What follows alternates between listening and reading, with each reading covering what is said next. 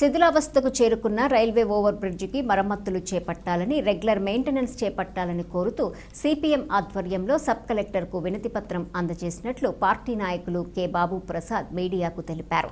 చెట్లు మలిచాయని, ఇంకా బ్రిడ్జి శిథిలావస్థకు చేరకముందే మరమ్మతులు చేయాలని కోరినట్లు చెప్పారు.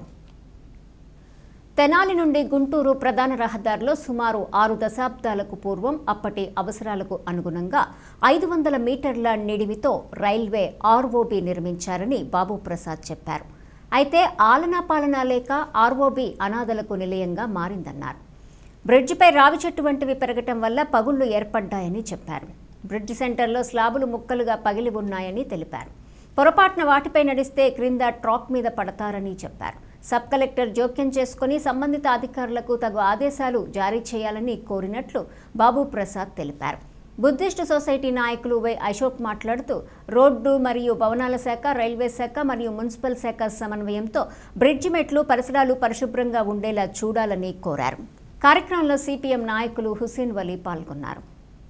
మాజీ రాష్ట్ర ముఖ్యమంత్రి నీలం సంజీవ్ రెడ్డి గారిచే ప్రారంభించబడినటువంటి ఓవర్ బ్రిడ్జ్, తెనాలి నుంచి గుంటూరు వెళ్ళడానికి రైల్వే ట్రాక్ నుంచి ఓవర్ బ్రిడ్జి 60 ఏళ్ళు దాటింది. అది శిథిలావస్థలోకి చేరింది. ఈ రావి చెట్టు మొక్కలు కొన్ని డజన్లు ఈ పక్క నుంచి ఆ పక్క దాకా అవి విత్తనాలు పక్షులు తీసుకొచ్చేస్తాయి. అవి పెరిగి ఏళ్ళు బాగా ఊరి ఎక్కడెక్కడ కాంక్రీట్ అంతా కూడా బద్దలు కొట్టి బ్రిడ్జి అంతా కూడా అప్ అండ్ డౌన్స్గా ఉంది. అట్లాగే రైల్వే ట్రాక్ పైన ఉండేటువంటి ఫుట్పాత్ ఏదైతే ఉందో ఆ స్లాబులన్నీ కూడా ముక్కలుగా పగిలిపోవటం అనేటువంటిది జరిగింది. తర్వాత బ్రిడ్జికి ఆ పక్క ఈ పక్క మెయింటెనెన్స్ కోసం కనీసం 10 అడుగులు కాయిలెట్ పెట్టుకోవాలి. అట్లా లేకుండా అదేదో లీజ్కి ఇచ్చినట్టున్నారు, మొత్తం ఆక్రమించుకుని ఫ్లెక్సీలు కటౌట్లు పెట్టారు. అక్కడ ఫ్లెక్సీలు కటౌట్ల కోసం పెట్టినటువంటి ఫ్రేమ్ ఏదైతే ఉందో ఆ ఫ్రేమ్లు తుప్పు పట్టి వంగి రైల్వే బ్రిడ్జి మీదకి వాళ్ళని ఎప్పుడైనా సరే అవి వాహనాల మీద కానీ పాదచారుల మీద పట్టడానికి అవకాశం ఉంది. అందుకని అక్కడ ప్రమాదకరమైన పరిస్థితి ఉంది. ఆ ప్రమాదకరమైన పరిస్థితిని నివారించాలని చెప్పాము. అట్లాగే 10 మంది శాశ్వతంగా అనాథల బ్రిడ్జి మీదే ఉంటున్నారు. వాళ్ళకి ఏదన్నా అయితే ఏంటి పరిస్థితి, వాళ్ళని ప్రభుత్వం నిర్వహించేటువంటి వృద్ధుల గృహాలు ఉండే అక్కడికి వాళ్ళని తరలించాలని చెప్పేసి కోరటం అనేటువంటిది జరిగింది. అట్లనే బ్రిడ్జికి సంబంధించి మెయింటెనెన్స్ అనేటువంటిది లేకుండా పోయింది. ఆ మెయింటెనెన్స్ డిపార్ట్మెంట్ ఎవరైతే ఉండారో వాళ్ళు బాధ్యత తీసుకోవాలని చెప్పేసి ఆ బ్రిడ్జి మరమ్మతులన్నీ చేయించాలని చెప్పేసి సబ్ కలెక్టర్ గారికి మెమోరాండం ఇవ్వడం జరిగింది. తెనాలి దగ్గరికి విచ్చేయడం జరిగింది. తెనాలిలో ఉన్నటువంటి చెంచుపేట బ్రిడ్జి చాలా వరకు కూడా అది క్షీణించే పరిస్థితికి వచ్చేసింది. ఎందుకంటే అక్కడ ఉన్నటువంటి రోడ్డు పక్కన అటుపక్క ఇటుపక్క మరి వెహికల్స్ వస్తున్నటువంటి క్రమంలో ఫుట్పాత్ ఏర్పాటు చేయడం జరిగింది. ఆ ఫుట్పాత్ పూర్తిగా ధ్వంసం అయిపోయింది.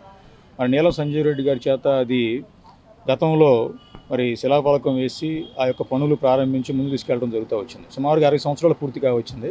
ఆ బ్రిడ్జి మరమ్మతులు త్వరితగతిన ఆర్ఎండ్బి డిపార్ట్మెంట్ వారు, అదేవిధంగా ఆ కన్సర్న్ డిపార్ట్మెంట్స్ అన్నీ కూడా కలుగు చేసుకుని క్లియర్ చేయాల్సిన బాధ్యత ఉంది. అలాగే చెంచుపేట బ్రిడ్జి వైపు అటుపక్క ఇటుపక్క పూర్తిగా ఫ్లెక్సీలు ఏర్పాటు చేయడం జరుగుతుంది. ఈ వర్షాలకి ఆ గాలులకి ఏంటంటే ఫ్లెక్సీలు చిరిగిపోయి ఎవరి మీద పడతాయో తెలియని పరిస్థితి, ప్రమాదం జరిగేటువంటి పరిస్థితులు ఎక్కువగా ఉన్నాయి. వాటిని కూడా మరి మున్సిపల్ డిపార్ట్మెంట్ వారు, అదేవిధంగా రెవెన్యూ డిపార్ట్మెంట్ అందరూ కలుగు చేసుకుని అది క్లియర్ చేయాల్సినటువంటి బాధ్యత కూడా ఉంది.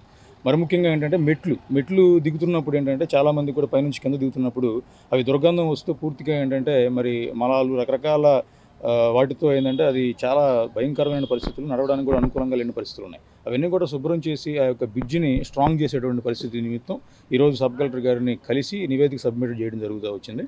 కాబట్టి ఇంకొకటి ఏంటంటే రైల్వే ట్రాక్స్ పక్కన అక్కడికే ముందుకెళ్తూ ఉంటే అక్కడ బ్రిడ్జెస్ దగ్గర కూడా గేట్లు ఉన్నాయి, ఏమైతే ఉన్నాయో మారిస్పేట దగ్గర అట్లా గేట్లు, ఆ గేట్ల దగ్గర కూడా ఏంటంటే పూర్తిగా ఆ రైల్వే ట్రాకుల దగ్గర రాళ్ళు అవన్నీ కూడా బాగా లేచిపోయి అటుపక్క ఇటుపక్క నడవడానికి కూడా ఇబ్బంది అయిపోయి గుంటలు ఏర్పడుతూ వచ్చేవారికి పోయేవారికి ఏంటంటే కొంచెం ఇబ్బంది కలుగుతూ యాక్సిడెంట్లు అయ్యే పరిస్థితి కనపడుతూ ఉంది.